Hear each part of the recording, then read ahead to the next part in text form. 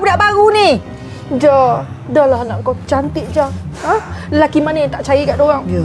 Ha? Ya. Lelaki mana tak percaya kat dia? Ya. Itu aku risau takut dia sangkut pula kan. Kita tak tahu nak cakap ni. Akan datang kita tak tahu kan. Tapi itulah rasanya macam penat aja. Penat aja kita hantar sampai ke Mekah tu. Yelah Ja. Ni. Budak tu baru je muncul kan? Baru je muncul. Sekat je. Ya. Cara kita nak menyekat dorang tu kita kena fikirkan.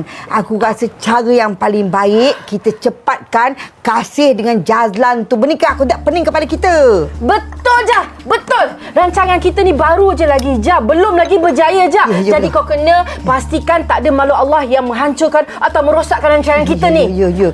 Memang aku tengah fikir. Aku memang fikir geram. Aku geram sangat ni. Geram je. Memang aku ingat aku lagi geram tau. Geram. Aku geram. Kalaulah undang-undang kata buat anak tu tak berdosa, aku dah buat lama dah. Aku geram je. Aku geram. Aku rasa kan, better kau teruskan je dengan Adam. Lagipun kau sendiri yang cakap dia baik kan. So far, dia tak ada pun nak ambil kesempatan ke apa. So aku rasa memang dia baik and dia serius dengan kau. Tapi aku pening lah, Bib. Every time aku keluar dengan Adam, aku akan rasa bersalah sangat. Aku tak tahu kenapa. Padahal aku bukannya tunang real pun. Ke? Kau dah jatuh cinta dengan Ustaz? Tak mungkin lah. Tapi kan,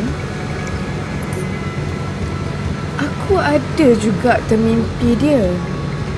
Bukan sekali tau. Beberapa kali. Serius ah? Kau mimpi dia? Serius ah? Serius. Kau rasa adakah itu satu petunjuk? Petunjuk ke? Kau kena mandram. Kau ni mulut. Dia bukan macam tu lah. So, sekarang macam mana? Memang aku pening lah. Dengan mak aku yang tak habis-habis paksa aku kahwin. Tapi kan, Pak Ustaz tu pun hello.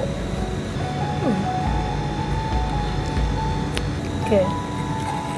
Pak Ustaz syurga. Dah tu takkan Adam tu neraka. Adam tu nikmat dunia.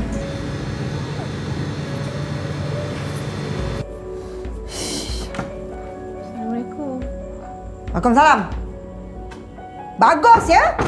Anak dara balik lewat-lewat malam macam ni? Kau pergi mana, Kasih? Pergi mana? Pergi lepak dengan Fatin.